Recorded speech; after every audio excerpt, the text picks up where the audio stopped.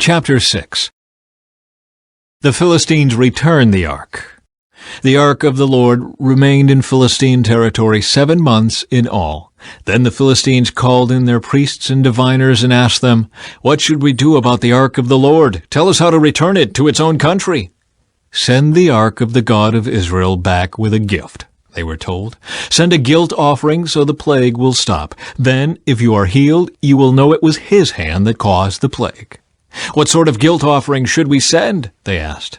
And they were told, "Since the plague has struck both you and your 5 rulers, make 5 gold tumors and 5 gold rats, just like those that have ravaged your land. Make these things to show honor to the God of Israel. Perhaps then he will stop afflicting you, your gods, and your land. Don't be stubborn and rebellious as Pharaoh and the Egyptians were. By the time God was finished with them, they were eager to let Israel go. Now build a new cart and find 2 cows that have just given birth to calves. Make sure the cows have never been yoked to a cart. Hitch the cows to the cart, but shut their calves away from them in a pen. Put the ark of the Lord on the cart, and beside it place a chest containing the gold rats and gold tumors you are sending as a guilt offering. Then let the cows go wherever they want. If they cross the border of our land and go to Beth-Shemesh, we will know it was the Lord who brought this great disaster upon us. If they don't, we will know it was not his hand that caused the plague. It came simply by chance." So these instructions were carried out. 2 cows were hitched to the cart, and their newborn calves were shut up in a pen.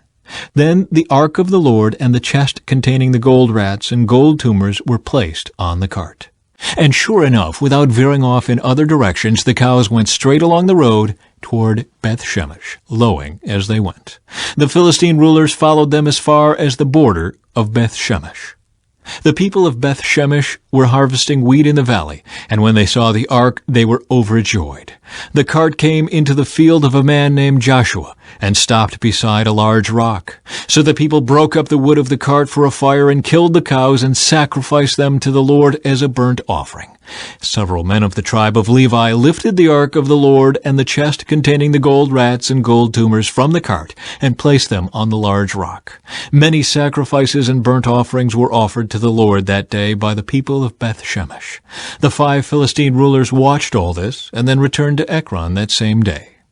The 5 gold tumors sent by the Philistines as a guilt offering to the Lord were gifts from the rulers of Ashdod, Gaza, Ashkelon, Gath, and Ekron. The 5 gold rats represented the 5 Philistine towns and their surrounding villages, which were controlled by the 5 rulers. The large rock at Beth-Shemesh, where they set the ark of the Lord, still stands in the field of Joshua as a witness to what happened there. The ark moved to Kiriath-Jearim. But the Lord killed 70 men from Beth-Shemesh because they looked into the ark of the Lord, and the people mourned greatly because of what the Lord had done.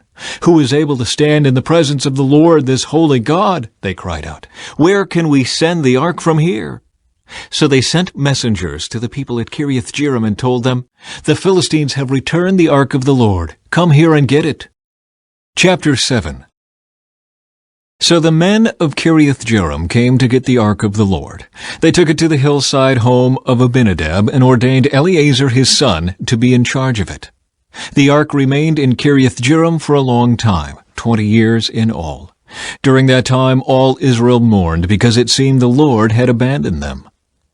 Samuel leads Israel to victory. Then Samuel said to all the people of Israel, "If you are really serious about wanting to return to the Lord, get rid of your foreign gods and your images of Ashtoreth. Determine to obey only the Lord. Then he will rescue you from the Philistines." So the Israelites got rid of their images of Baal and Ashtoreth and worshipped only the Lord. Then Samuel told them, "Gather all of Israel to Mizpah, and I will pray to the Lord for you." So they gathered at Mizpah, and in a great ceremony drew water from a well and poured it out before the Lord. They also went without food all day and confessed that they had sinned against the Lord. It was at Mizpah that Samuel became Israel's judge. When the Philistine rulers heard that Israel had gathered at Mizpah, they mobilized their army and advanced. The Israelites were badly frightened when they learned that the Philistines were approaching. "Don't stop pleading with the Lord our God to save us from the Philistines," they begged Samuel. So Samuel took a young lamb and offered it to the Lord as a whole burnt offering. He pleaded with the Lord to help Israel, and the Lord answered him. Just as Samuel was sacrificing the burnt offering, the Philistines arrived to attack Israel. But the Lord spoke with a mighty voice of thunder from heaven that day, and the Philistines were thrown into such confusion that the Israelites defeated them. The men of Israel chased them from Mizpah to a place below Beth-kar, slaughtering them all along the way.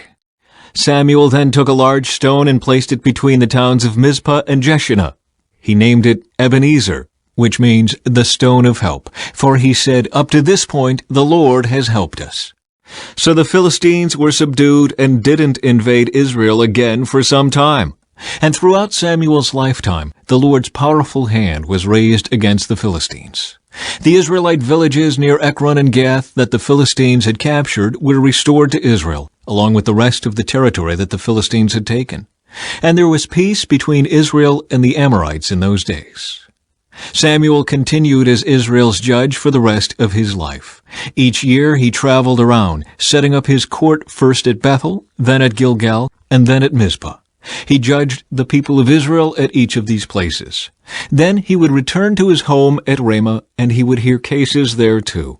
And Samuel built an altar to the Lord at Ramah. Chapter 8. Israel requests a king. As Samuel grew old, he appointed his sons to be judges over Israel. Joel and Abijah, his oldest sons, held court in Beersheba. But they were not like their father, for they were greedy for money. They accepted bribes and perverted justice.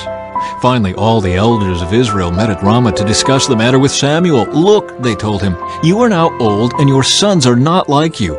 Give us a king to judge us, like all the other nations have."